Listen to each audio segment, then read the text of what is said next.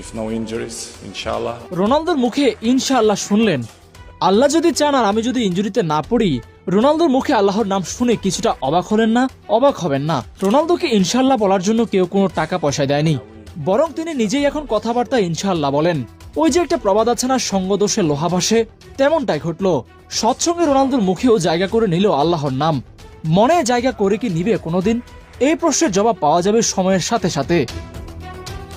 তবে রোনালদো কেন এই কথা বললেন, আসুন একটু দেখি। কথায় বলে লোহার সান্নিধ্যে লোহা যেমন শক্ত হয়, সুগন্ধি পাশে থাকলে তেমনি মানুষও সুবাস ছড়ায়। মানুষ যেমন সঙ্গ পায় তেমনি রং ধরে, সঙ্গগুণে মানুষ ধীরে ধীরে ভালো দিকে ঝুঁকে পড়ে। আর রোনালদোর মুখে ইনশাল্লাহ শোনাও ঠিক সে কথারই প্রমাণ।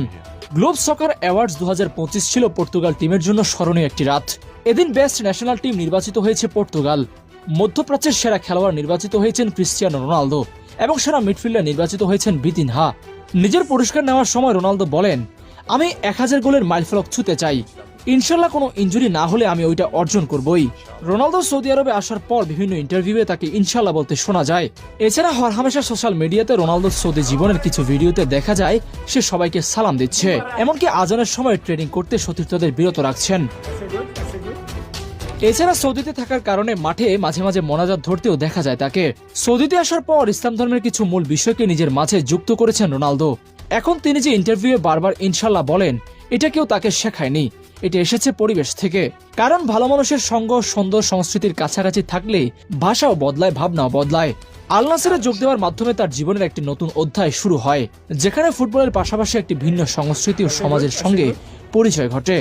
এই দেশে এসে তিনি নিজেকে বদলাতে নয়, বরং মানিয়ে নিতে শিখেছেন। তার মুখে ইনশাল্লাহ শোনাটা কোনো আনুষ্ঠানিক ধর্মীয় ঘোষণা নয়, বরং যেই পরিবেশে তিনি আছেন সেই পরিবেশের ভাষা ও ভাবনাকে সম্মান করার একটি স্বাভাবিক প্রকাশ। মুসলিম সমাজে ইনশাল্লাহ একটি সৌজন্যমূলক ও ইতিবাচক শব্দ। রোনালদো সেটিকে সেভাবেই গ্রহণ করেছেন। রোনালদোর আচরণে আরও একটি বিষয় স্পষ্ট হয়ে উঠেছে, তা হলো সৌদি সামাজিক শিষ্টাচারের প্রতি তার শ্রদ্ধা। মুসলিম সংস্কৃতির প্রতিও রোনালদোর সম্মান বারবার চোখে পড়েছে। ঈদের সময় মুসলিমদের শুভেচ্ছা জানানো, সৌদি জাতীয় দিবসে ঐতিহ্যবাহী পোশাকে উপস্থিতি হওয়া কিংবা দেশটির প্রশংসা করা, এসবের মাধ্যমে তিনি স্পষ্ট প্রমাণ করেছেন তিনি এই সমাজকে সম্মানের চোখেই দেখেন। রোনালদো নিজেই একবার বলেছেন, সৌদি আরবে তার পরিবার নিরাপদ এবং স্বস্তিতে আছে। এখানকার জীবনযাপন, মানুষের ব্যবহার এবং সামাজিক পরিবেশ তার কাছে ভালো লেগেছে। সৌদি আরব তার কাছে কেবল একটি ক্লাব বা চাকরির জায়গা নয়, বড় একটি বসবাসযোগ্য দেশ হিসেবেই ধরা দিচ্ছে। সব মিলিয়ে বলা যায় রোনালদো সৌদি আরবের মানুষের বিশ্বাস, সংস্কৃতি এবং জীবনধারাকে সম্মান করতে শিখেছেন। একজন বিশ্বতারকার কাছ থেকে সংযত আচরণই সবচেয়ে গুরুত্বপূর্ণ। মাঠের ভেতরে তিনি যেমন তারকা, মাঠের বাইরে তেমনি তিনি একজন সচেতন এবং শ্রদ্ধাশীল মানুষ। সেই হিসেবে তিনি নিজেকে